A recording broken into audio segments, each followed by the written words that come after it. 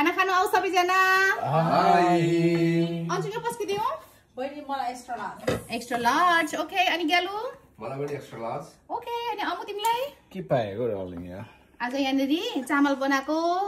अनि भात पाकेछ ओके कति पानी हाल्यो मजाको फुर्र छ त अनि ओ यो पानी त मलाई पनि आउँदैन थियो खाना पकाउनु मलाई कतै सोधिराख्नुहुन्छ कि कसरी पकाउनु हुन्छ भनेर मलाई प्राइभेट मेसेज पनि आउँछ हो खाना कसरी यसरी फुर्र भयो भनेर यो चाहिँ मलाई अमितले नै सिकाएको हो अमुले सिकाएको हो सो ही इज उले नपकाए पनि सजेसनहरु यता एडभाइसहरु हैन दिन्छ का यो तिमीले नै मलाई यस्तो पर्फेक्ट बनाउन सिकाएको है म चाहिँ यो चाहिँ ग्यारेन्टी नै दिन्छु हैन पानी जस्तो सिकाए त्यस्तै बनाएको छ लडले अनि के हो यो टमाटर मात्रै छ त अनि यो चाहिँ माछा देखेनौ ए ओहो यो त दाल नहाल है मलाई अहिले साइडमा खान्छु हो ल ओके ग्रेभीसँग पड्काउनु कम्ता मजा आउँछ हो नि यो सार्डाइन्स हो यो बट्टाको माछा हो अनि त्यसलाई चाहिँ मैले हल्का हाम्रो फ्लेभर दिएर दामी बनाइदिएको मुलाको अचार पनि मग मग मग आइरहेको छ मगमग आएको छ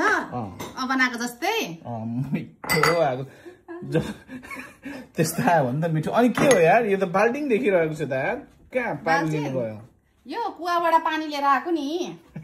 के हो त्यो अनि यो चाहिँ कालो दाल हो ओके हैन अनि त चाहिँ कुवाबाट पानी लिएर आएको अब के गर्नु अब घरमा धेरै दही खाने मान्छे हुँदाखेरि त 2 किलोको ल्याउने मलाई गाह्रो भयो कि त्यही भएर एकचोटि 5 किलोको दही ल्याइदिएको दही हो कि यो ग्याल्छिन हेरै ल अब यहाँनेरि टेन्सन भएन मलाई जहिले यो त के अरे के भन्छ त्यो दहीको ठेकी नै जस्तो छ त यो त है घरमा कृष्ण छ नि त प्लास्टिकको अब कृष्ण कुन एंगलबाट कृष्ण कर्ण यहाँ देख्छ है कृष्णले त मुरली पो बजाउनु पर्छ कहाँ दही खाएर कृष्ण हुन्छ कृष्ण काले हो ओ वाउ बाबा रहेछ है तर यो सिधेपछि चाहिँ म यही बाल्टिनमा घरमा होममेड योगर्ट बनाउँछु है आफै अझै मलाई कसरी बनाइदिऊ ए बनाइदिऊ बनाइदिए पनि बनाइदिऊ स्टाइलमा बनाइदिऊ न राखिदिऊ यो पनि होममेड हो हैन